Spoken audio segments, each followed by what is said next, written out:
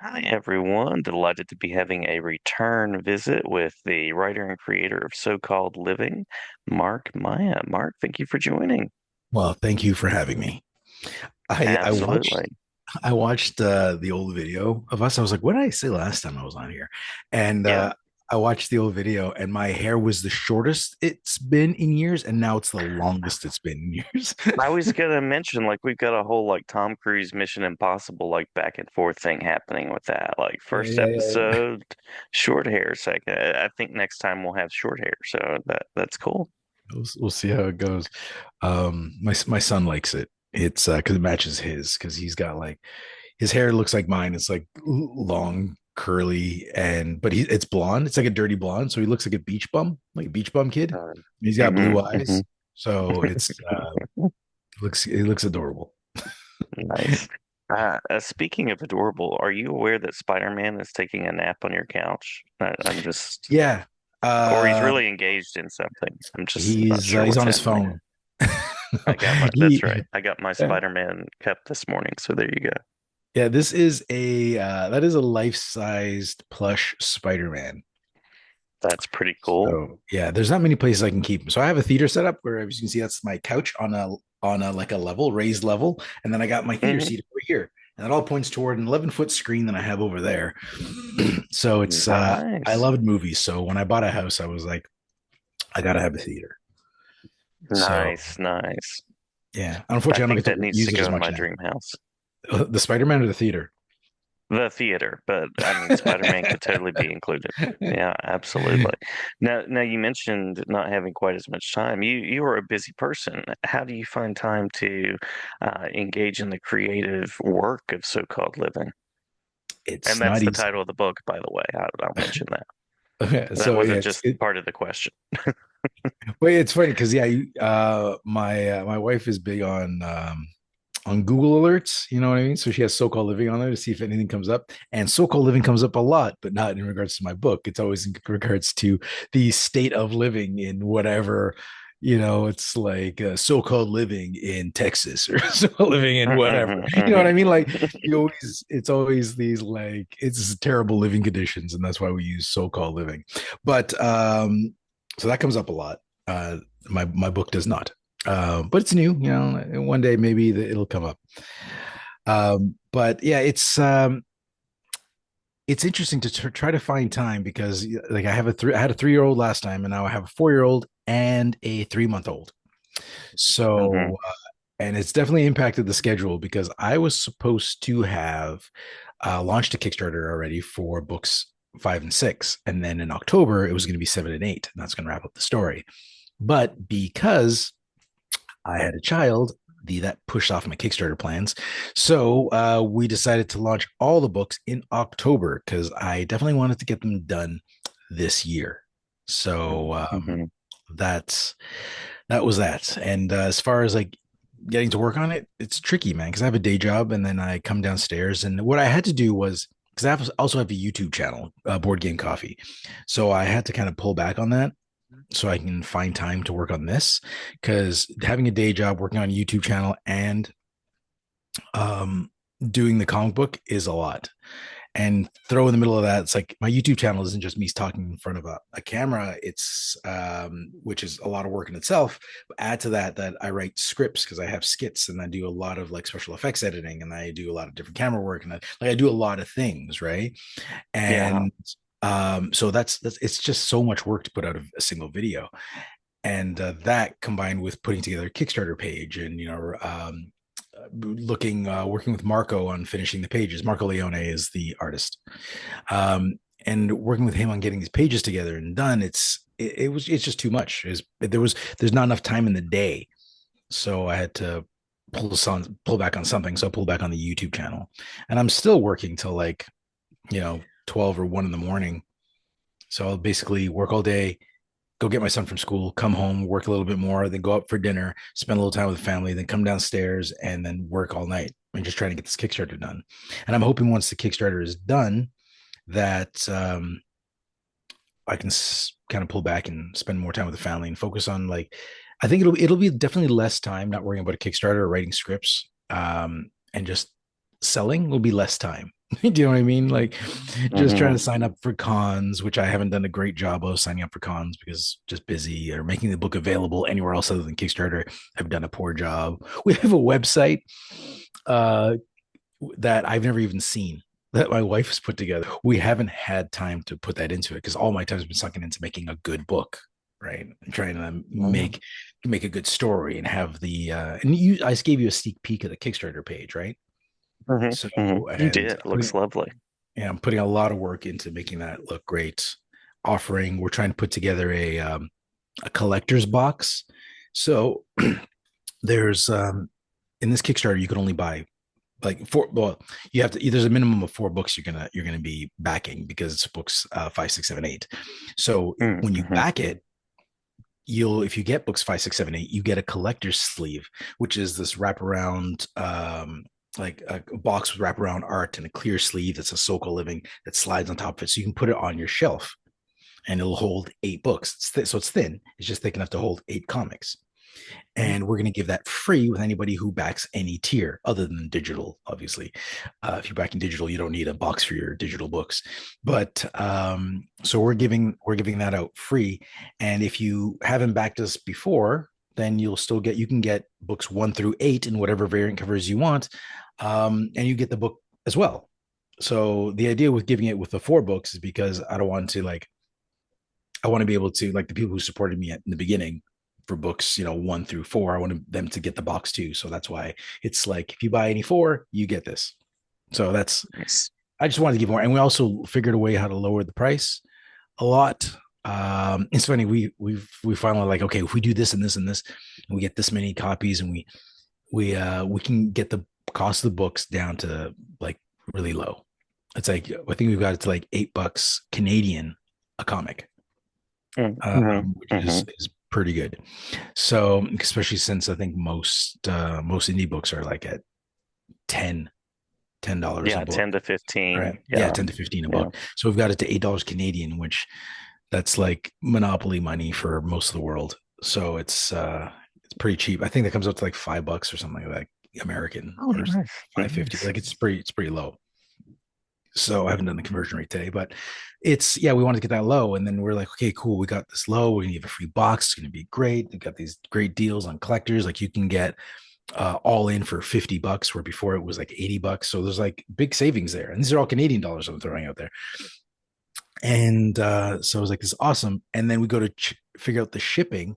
And because of all this like tariff nonsense, whether it's applied or not legally, it's being, all these companies are applying them anyways because they're trying to like play safe. So now our shipping costs went Hmm. up. So we might not even be able to ship to Australia this time because the math on selling, like, we can ship to Australia. I can't remember what the cost was. I'm gonna throw out numbers. The crazy range is accurate, but the numbers might be wrong. But it was something like, if we want to ship just the 4 books in the box, it's like $20 to Australia. I was like, oh, that's not bad. It's pretty good. Hmm. If we want to Hmm. do, like, if they get an all in, if they get the 12 books, it's like $105 or $140. And I'm like, Wow. what a crazy jump that is. Yeah. Like, it's mental. Like, I don't know what's happening. So because we're trying to figure out the cost. So I was like, I don't know if we can, because I'm not gonna even offer that. It's because that seems like unreasonable amounts of like shipping costs to pay, right? Yeah. To Yeah. pay, say like, hey, buy, you can get 4 books. And this time around, it's actually $7 a book, and then it's $1 for each of the digitals. So we've lowered the digitals to $1 each, unless you get just the, like, if you get the physicals, you get the digitals for $1. But anyway, so that's why it's $8 a book, because you always get digital with it. But anyways, Hmm. Hmm. it's like for $32 Canadian, you get the first, you get books 5 through 8, and the digital copies and the box for $32 Canadian, which is pretty damn good. And so we don't want you to be like, hey, yeah, awesome, 32 Canadian, that's like 26 Australian, whatever that is. And then you end up paying like $100 shipping. So I And was like, shipping is just that's the low price of 4 installments of $25. yeah, it's like, we're gonna have Yeah. to, it's funny because Kickstarter's, when you set up Kickstarter, it's got this option where you can set up like payment plans. So if you have really big ticket items, there's they have like a layaway type of plan there where, Hmm. and you can see it behind the scenes. I've never done it like I've never offered that because our books are, I think it has to be a minimum of $125 or something like that. I can't remember what the minimum was before it kicks in. So I was like, well, the only way our Kickstarter goes above that is if somebody buys multiple copies of all ins. So we're not going to worry about offering that. And but it seems like if we added the the shipping, that we would need Mm. that. People have to pay shipping Um, in installments because shipping is crazy. So I'm bummed. I'm kind of bummed about that. We're trying to open it up to more countries. So we're kind of doing our research on like how much does it cost to ship to Italy and Germany and trying to get out to more places. Because we had a guy from Singapore reach out to us for the last Kickstarter, and he asked if we'd make an exception mhm. to Singapore. And I was looking at it. I was like, okay, we can do that, but we're not set up for accepting payment for that right now. So I told him here. I gave him an address. I was like, you give me your real address, and then you put this address in the Kickstarter and add an extra $10 donation. That's basically that worked out to like it was like shipping to Canada plus $10 was enough to ship to Singapore or whatever. So he did that. So I still and then I just shipped it off to him because so basically I just asked them to don't because you could donate extra. So I was like, just donate $10 more and I'll do a special Mhm. shipping case just for you. And he's like, yeah, no problem. So he was really happy with that. He got his books. That was excellent. Yeah, yeah. All of what you're saying there just ties so much into not only the creative work that you have to do to run one of these campaigns and to get a book out there, but the business knowledge, the kind of working of, and we haven't even talked about like the packing part and printing and all of those kind of things. So it sounds like a very busy life. It sounds like there are lots of It is. moving pieces and parts. Yeah, there's so much more to making a comic book than I think a lot of people realize. Mm, Where because like you can write a script and you're like, okay, cool. Like there's a process of like, okay, coming up with a story. What do you want to write? And you write the script. And that alone for some people is a challenge, finding the time to write a script to completion, right? mhm, mhm, And then you have an artist or you're the artist, and drawing that many pages is a lot of work. So that's really hard to come to completion. So just getting that part done. So you have a doc written in Google Docs, a script written in Google Docs, and you have your images on in Photoshop or however you illustrated them. So that is hard on its own. And then after that, you got to figure out, okay, how do I print this? And how much is that going to cost? What kind of mhm, paper do I use? You have to research what kind of papers do you want. Then you got to figure out like how do I distribute this to people, and then and what kind of packaging do you buy, and where do you ship these? Like how much does that pay? Do you get wrapping paper and then you get it out? And there's so many different logistics to like shipping in different places. Certain countries you have to ship to, and you have to say what's in your box, and there's different codes for like if it's a book or if there's a keychain or if there's that and there's different codes, you have to know those codes, you have to put that in there. There's so much behind the scenes going on, and that doesn't mhm, even count mhm, that if you are a writer looking for an artist, there's a huge process there of like trying to find somebody you trust, trying to find somebody that's good enough, or not good enough, but the right fit for your story, right? mhm, So mhm, that's a process in itself, and the building trust or trying to find somebody um, that you can trust that's not going to just run away with your money or take your work and not pay you, vice versa, because there's jerks on both sides of that story. I've seen horror stories right. online of like writers ripping off artists ripping off writers. Like I've seen it both sides of that, and it's terrible that that happens. um but yeah, there's steps I'm even missing. Like now that the Kickstarter's done, I got to book cons, but cons can be expensive. So is it worth it to go to a con? Because a lot of times people make their table, and at that point, you might as well just give your books away. Right. Because right, is like you do get exposure, but you could just get just as much exposure by giving your books away. If all you're doing is clearing your table, Mhm, then but you can't really go into this thinking you're gonna like. There's always a chance you can make money, right? There's always a chance the right people are gonna see your book and be like, oh my god, this is awesome. It's gonna be a huge seller. Maybe you know Quentin Tarantino see it and be like, this will be a great movie. And you mhm, get mhm. approached and it's like 300 all over again, even though that wasn't Quentin Tarantino movie, but you get what I'm saying. Yeah. Um, the like anything's possible, but you can't go in this to the idea. It's like, I'm going to write a comic book and I'm going to make a lot of money. It's like, no, you're gonna put a Yeah. lot of work into it. It better be something you love because you're gonna put a lot of work into it, and you got to do it for Yeah. yourself.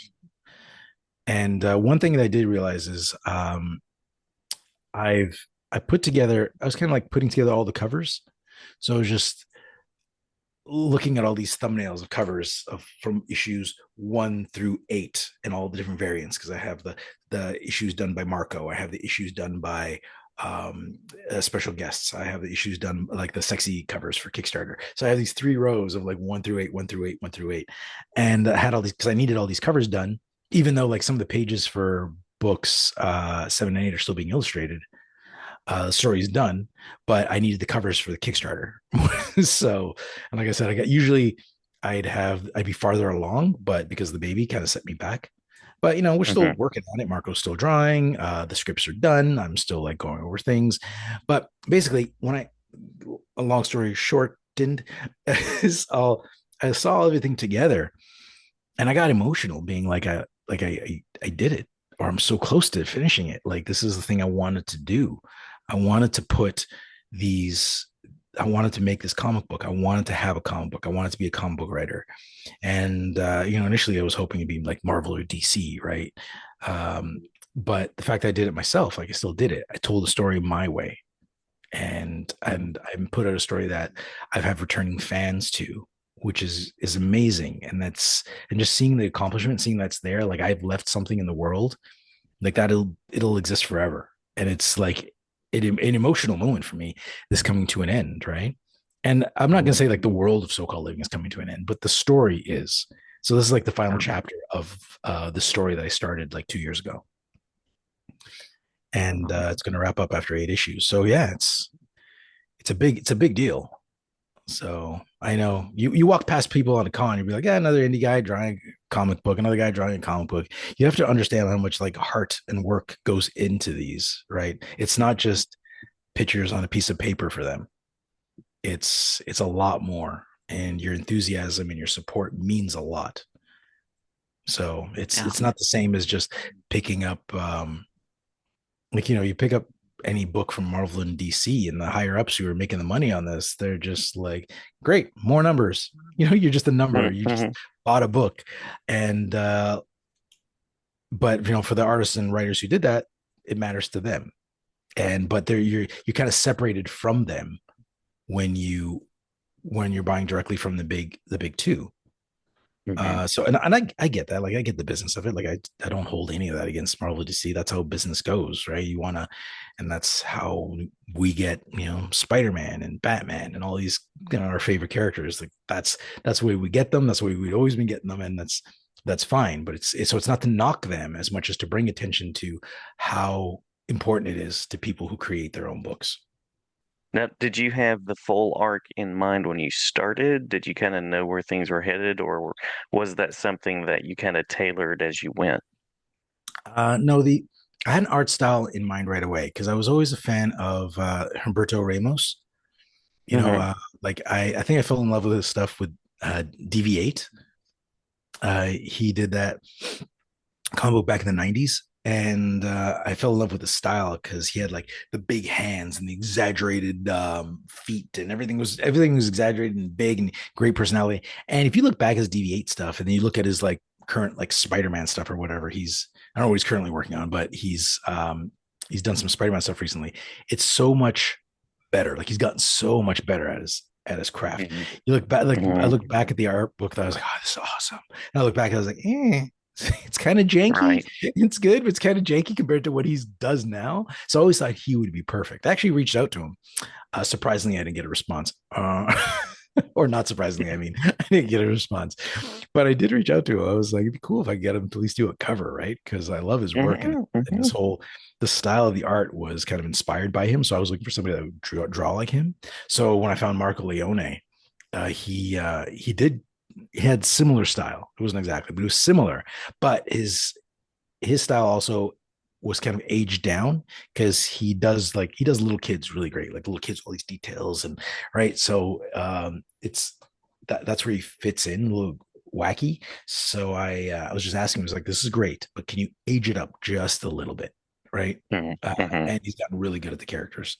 So if you look at the art from issue 1 to the art to issue 4, because that's what's available now, is you'll see a huge difference. Like Marco's gotten so much better at drawing these characters and so much more comfortable with them.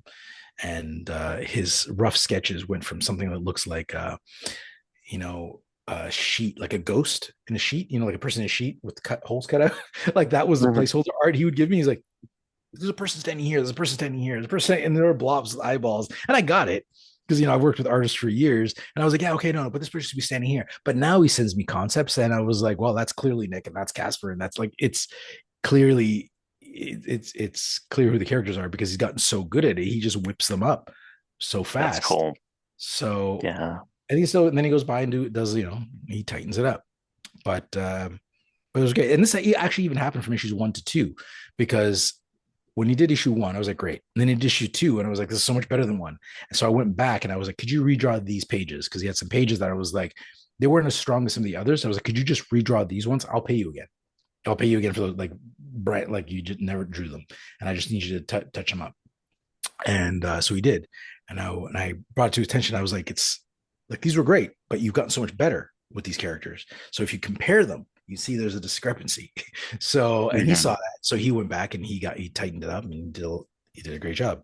And thinking about like that was style as far as like the art goes, as far as like the writing goes. Like I don't know, I think I might have mentioned this last time, but I wrote the script like 14 years ago or 13 years ago, something like that, a long time ago.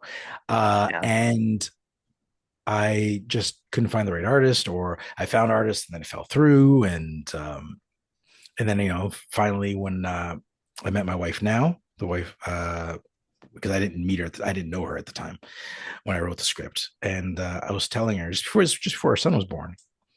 And I was like, I always wanted to do this. And she's like, why don't you do it? I was like, because I can't find an artist. I was like, the only ways, and I was like looking for an artist to be like a partner, right? Like they don't get paid, I don't get paid, nobody gets paid. We just create artwork and try to find somebody to do this with me, right? Hmm. And and I have a lot of artist friends, but they have full-time art jobs. They don't want to spend all day drawing and then go home and draw all night for me and ignore their families, right? So um that didn't work out. So I said the only way it's going to work out is if I pay somebody, but it's going to be really expensive. It is costly.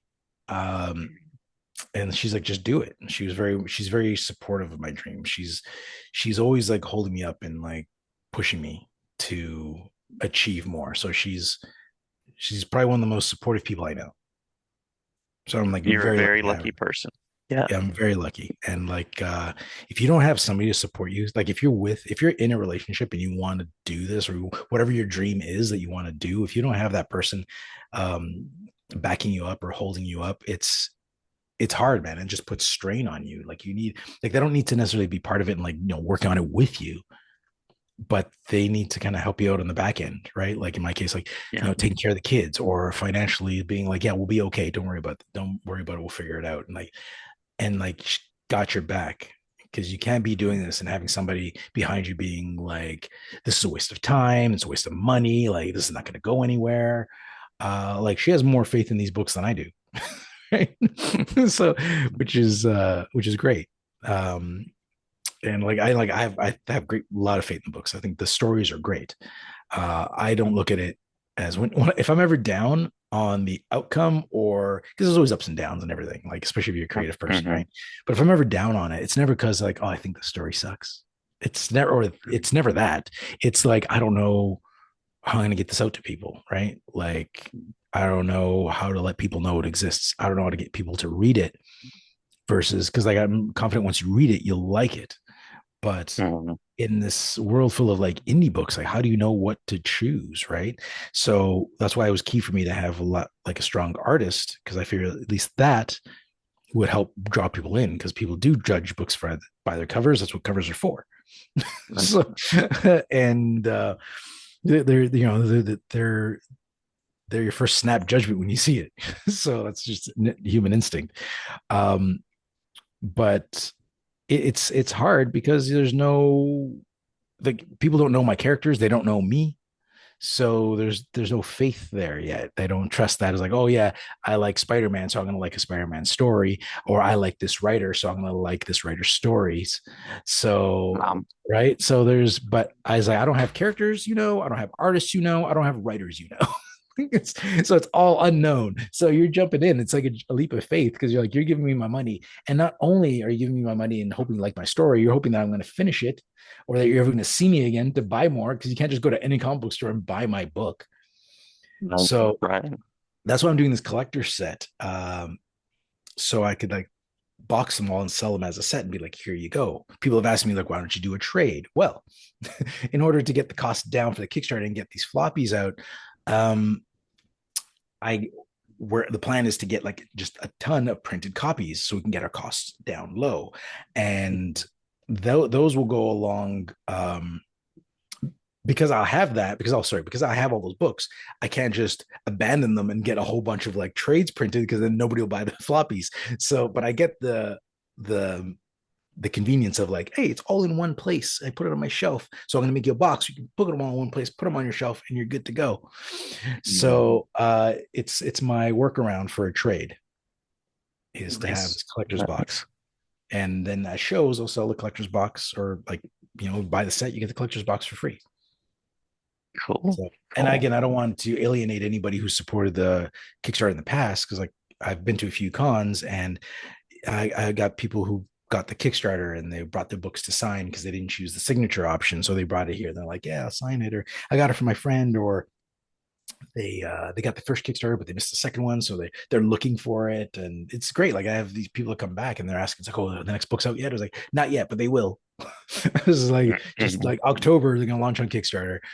But it's I don't know, basically not to alienate those people. I'm going to tell if it's like if you buy 4 books, I'll give you if you buy the last 4 books, then you get the collector's Mhm. box. So Yeah. I know that you have a vampire story working, and I know that humor is an important element. So I am curious how those things balance out. And if I am someone who's listening and I'm not familiar with the story yet, anything that you would share about kind of the general background of the story and how it came to be. yeah, yeah. So the story of so-called living is about a guy named Jack who gets turned into a vampire and he needs to learn to adapt to this new way of living. And keep in mind, this is all taking place in a world where the extraordinary is ordinary. Monsters live among us in a world like ours. So, like, you can walk the streets and step over zombies, or be served by a werewolf barista, or be on the bus sitting next to a vampire. Like, and it's not secret. Everybody's out in the open, right? So they're as monsters in this world are as commonplace as like different races are in ours. Like it's commonplace. So Jack gets turned into a vampire, and he's what I call a normie, which is one of us. So he gets turned into a vampire, and first problem he comes across is they're silly in the beginning. Like he can't get into his apartment because there's nobody to invite him in because as a vampire you have to be invited in, and Oh, his apartment complex has like a sign in the front that says like no vampires, so he can't even get into his complex. So and then so he ends up being so he's like, I'm a homeless vampire, so he ends up sleeping on the street, and he wakes up and he wakes up in a shaded alleyway and he's trying to get somewhere, but it's daylight. And so he's like catching on fire if he goes to the street, so he doesn't know what to do, so he's trying to figure out how to get somewhere where there's like he's not being like hit with sun directly. mhm. And so that's his problems in the beginning. So he calls on his friends for help, and they're idiots, but they try ish to help. They'll And try while it. he's trying, yeah, why they tried, why they're or why he's trying to put his life together, the mob gets wind of this new baby vampire in town, and they are very interested, and not in a good way.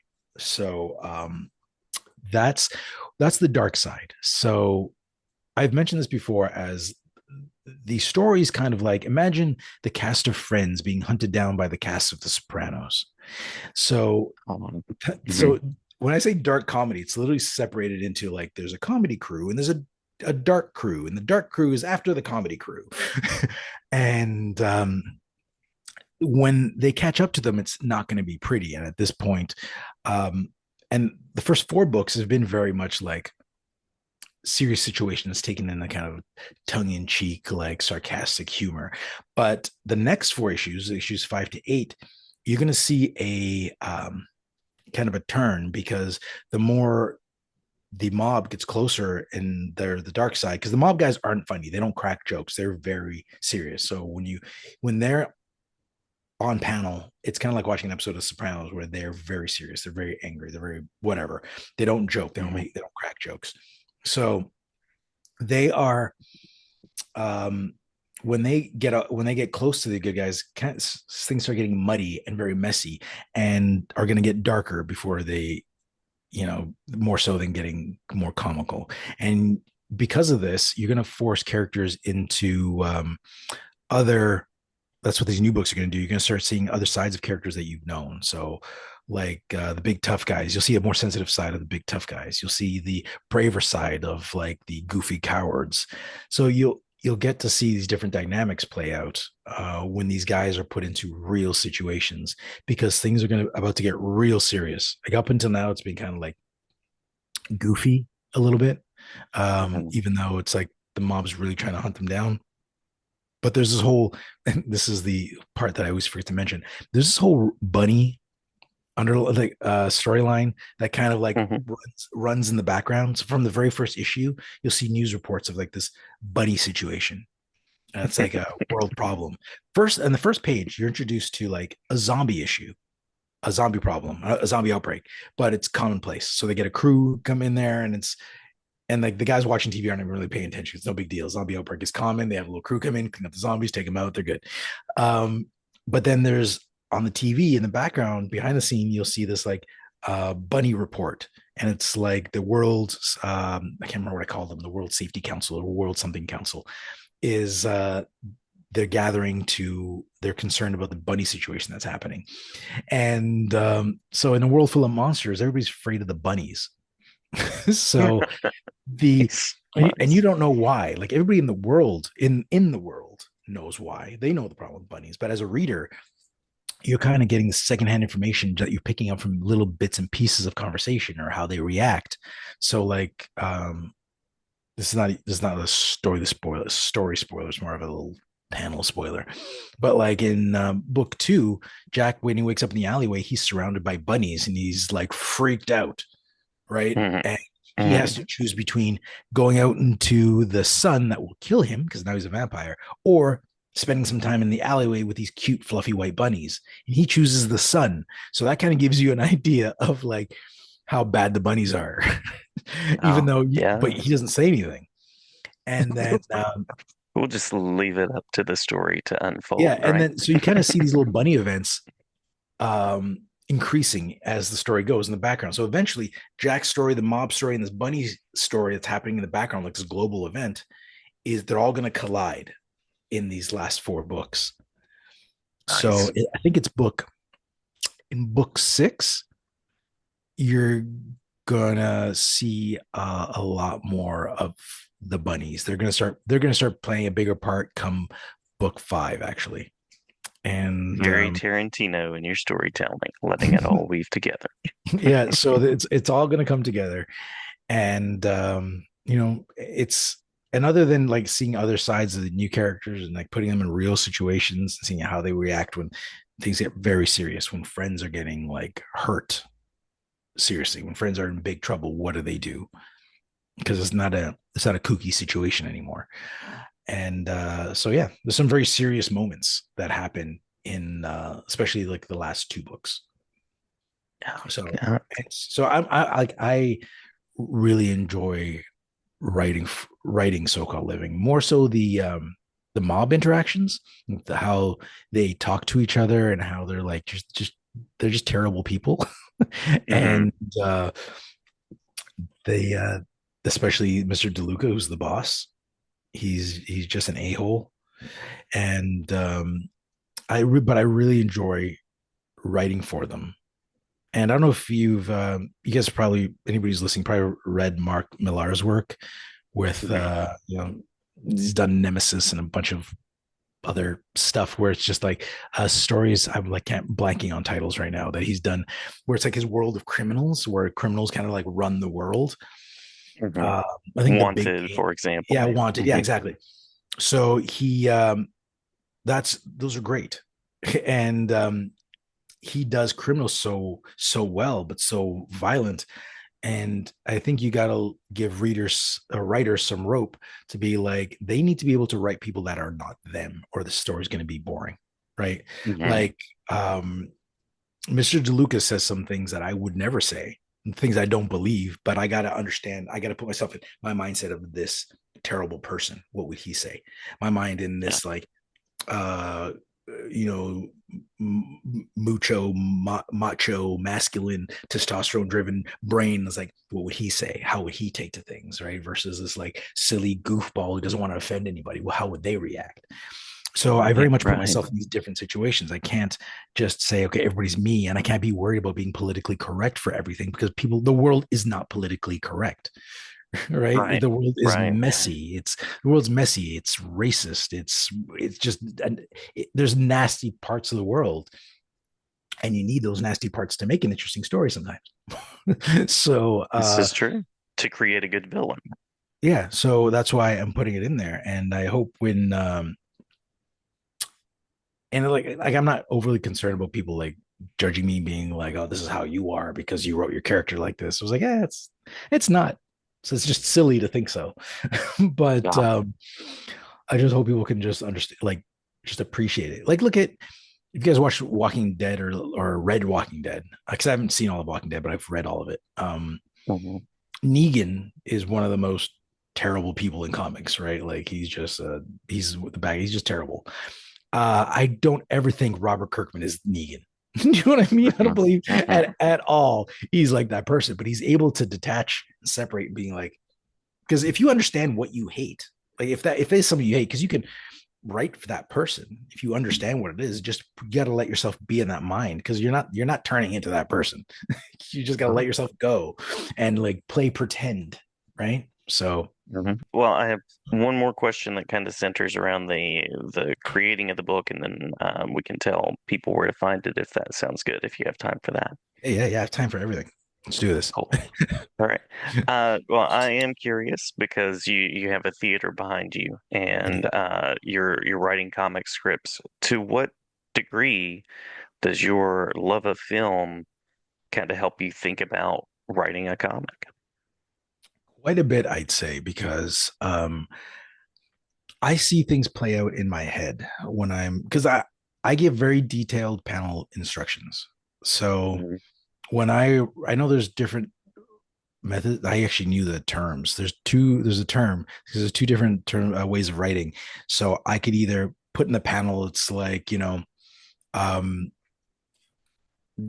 Jack does this, right? And just leave a one liner and just have Marco come up with however it's happening and how he's reacting, blah, blah, blah, to the script. Or there's very descriptive one where it's like, okay, Nick is grabbing this guy by the head and pulling him back. In the background, we see blood, and Nick's about to bite him. And I'm very descriptive of how I see it, right? Now, when I first started writing a comic book, I wrote it the first way, which is the one liner, and let the artist do it. And this is before I was working with Marco, and I was trying to work with other artists. And that stressed the one artist that I was working with. I think it stressed him out a little bit. And he wanted more like, just tell me what to draw, right? Because it was Mhm. too much, it was too open, I think, for him, which is fine. He was a great artist. I was like, that's fine. I was like, I'm flexible. I want you to be comfortable. So, but I've worked as a art director, creative director for most of my career. So I have no problem directing a scene. So I was like, no problem, I'll do that. So, and I kept doing that with Marco, which kind of helped Marco a little bit because his first language isn't English. So he doesn't really speak English. So I send him my script. He can translate it, but he might not get the little nuances of what's happening. So in my descriptions, I try to be as detailed as possible, being like, this happens, this happens, this happens, this happens. I even can even say like, I need a full body shot. I need, because I'm picturing in my head like, okay, this is close on their heads. Okay, this is a full body shot. Okay, this is close over here. This is a wide shot because I want to see them on opposite ends of the room. So and that's part of like ideas you get from watching a movie, how they tell a story, how they zoom in on their mouth when they're chewing to kind of get that like, and then I think pull back and pull back and pull back to see what's actually going on. and and that's how I write my panels. And there's very few panels where I'm like, I just need a shot of them doing this. Like there's very few of those. I'm usually very specific, and that's worked fine for us.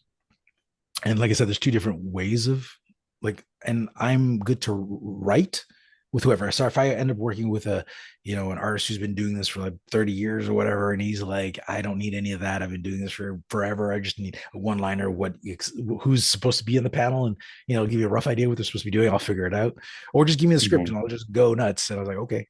So I and I also try to set things up for the future. So I'm like, okay, this has to be in the scene like this because it's going to come up here, or I need to make sure this isn't shown so it can be revealed here. Oh, Like there's nice. like in panel, like in book two, I was like, don't bring too much attention to like Jack's hand because he's missing a finger, but I don't want to reveal that yet. Mm-hmm. And then you show the finger, and then there's a lot of attention to it. Then he brings it up, like, finger's missing. So there's that. So that's I guess so I see the scene playing out in my head, and you kind of got to be careful and about writing. And this is a common thing that I think all artists tell their writers at some point or another, and which is you just remember it's not a moving panel, so you can't be like he picks up the phone and like throws it or whatever. Well, he can't pick up the phone and throw it. He's either throwing the phone or just picking it up because the panel can't move it, right? But I've written things similar to that, and I've described it. I was like, I understand this sounds like two different actions, but it's not. I'll do a sketch. I was like, I want it to look like the ghost of like him picking it up and doing the throw action, because I want to Mm-hmm. see that, for example. So I'll scribble it up. If I write something and I was like, this is going to be misinterpreted as I'm a guy who doesn't know what I'm saying, and I have him doing too many things. Like I have him walking into a room and stopping to wave high. I was like, well, you can't do that in one panel. You can't walk into a room and stop to wave high. You're either walking in or you're waving high or walking in right waving. It's got to be one action because that's how it reads. So I'll break it down of like this is what I mean when I say this, and I'll do a quick little sketch. So that's something to watch out. But I think that's more for if you're a new writer, just keep that in mind. Is you can think like a movie, but those panels don't move, right? So The lights do not flicker. no. Exactly. So you can be like, yeah, that's a good one because you can't get that like you Yep. can't do like for that case you probably go a close up on a light and have it like electrical lines saying like you know what I mean. So it Mm-hmm. would be difficult to do. I mean, you could probably do a panel where I don't know if it would even come across, but it's like I've had panels where there's like a lot of panels on one page, but they're close ups on people's faces because they're talking, right? So it's like five panels, like 5 panels, 5 panels, 5 panels, 5 panels. And it's like the page is just like close up on these talking heads. And I've done that sometimes because it works well for the joke of like a group of people talking in a room and they're all doing these one liners, people are cutting each other off. So it's like quick. So it's like boom, boom, boom, boom, boom, boom, boom, boom, boom, boom, boom. And you Mm-hmm. could do something like that where it's like one panel's lit, not lit, lit, not lit, lit, not lit, lit, not lit. Like you could do that. But at some point you need a picture of a light explaining, like you'd have to tell people or people wouldn't figure it out. Right. So They'd be like, this must be a printing mistake. yeah, so Ah, you'd have to somehow explain it either through some clever visuals or just have a character comment on it. yeah. So Yeah. Well, I am curious where people can find these wonderful goods that we've been talking about. So, any spaces online, in person, or anything like that that you'd like to mention? well, I will be at if you're in London, Ontario, I will be at Forest City Comic Con. It's a small con there, but more importantly, is I do have a what was it, Kickstarter. So I don't know where the hell that came from. Totally different thing. I have a Kickstarter um, launching October 14th. That's the plan. That's the planned date. But you can go to Kickstarter now. Look for So Called Living, and you'll see a coming soon banner with a picture of it's got a bunny on it, Mhm. and Things are coming. yeah, you can exactly you can click notify me when launched, and then you'll get notified when it gets launched. But yeah, it should be launching if everything goes to schedule October 14th. and it'll run till November 13th, which I think is like a Thursday. Mhm. So that's where you can back it, and this is where, as far as like getting the books and the boxes, this will probably be the cheapest you can get it, other than shipping. But like we're trying to offer a special deal for people who help support us, so that's why we've lowered the cost so much. Um, so yeah, this Kickstarter is going to be the best way to get it. And since this is the last Kickstarter for this story, you can get books 1 through 8 in standard covers, or the elite guest covers, or the sexpot covers. And just keep in mind the sexy covers are more like a Kickstarter thing, as in like, because successful comic books, all successful comic books on Kickstarter have like sexy covers, like the most successful ones, not all successful ones, Yeah. but like, oh, go check at the top list, organize it, go to comics, organize it by like successful comics, and you'll see a large majority of them are sexy comic books. There's nothing sexy about our comic book, but we did do some sexy covers for people who enjoy that. So and it was my wife's There you idea. are. If you're wondering, these covers were my wife's idea. So and that is all. So yeah, so Kickstarter That again October speaks 14th. to her support. Yep. So yeah, Kickstarter Yeah. October 14th is the best way to go. And eventually you can go to socallliving.com, but you can't buy anything there. Eventually we will make them available, but we'll have to get through this. We have to get through this Kickstarter first.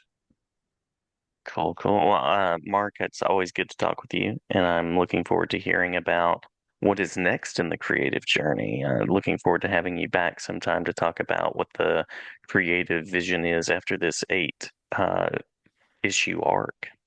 Oh, I've already got some plans that I'm not saying Cool, yet. But yeah. cool, cool. Well, many, many thanks, and glad to chat anytime. Yes, thanks for having me on. It was great talking to you.